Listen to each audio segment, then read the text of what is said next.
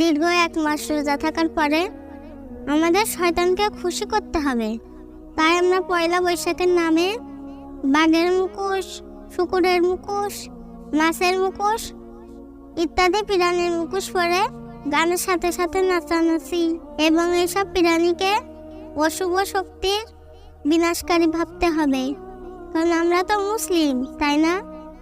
যদি কলেজ বিশ্ববিদ্যালয়ের শিক্ষক ছাত্রছাত্রীরা এমন কাজ করে তাহলে মূর্খ কারা? আমার খুব জানতে ইচ্ছা করছে। মুহাম্মদ সাল্লাল্লাহু আলাইহি সাল্লাম বলেন, শীঘ্রই আমার উম্মতের কিছু লোক মূর্তি পুজো করবে এবং কিছু লোক মূর্তি পূজকদের সাথে মিশে যাবে। এই কাজকে যদি আপনি মূর্তি পূজা না বলেন তাহলে এটাকে আপনি কি বলবেন?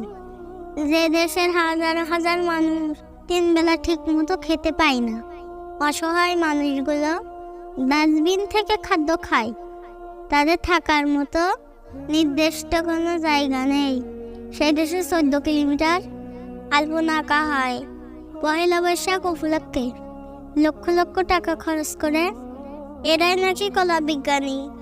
এইরকম কলা বিজ্ঞানী এই জাতি চায় না এবং এই কাজ অপচয় ছাড়া কিছু না। মহান আল্লাহ তাআলা বলেন, নিশ্চয় অপচয়কারী শয়তানের ভাই। আর এই পহেলা বৈশাখ আমাদের মঙ্গল ডেকে আনে না, আমাদের আরো অমঙ্গল ডেকে আনে।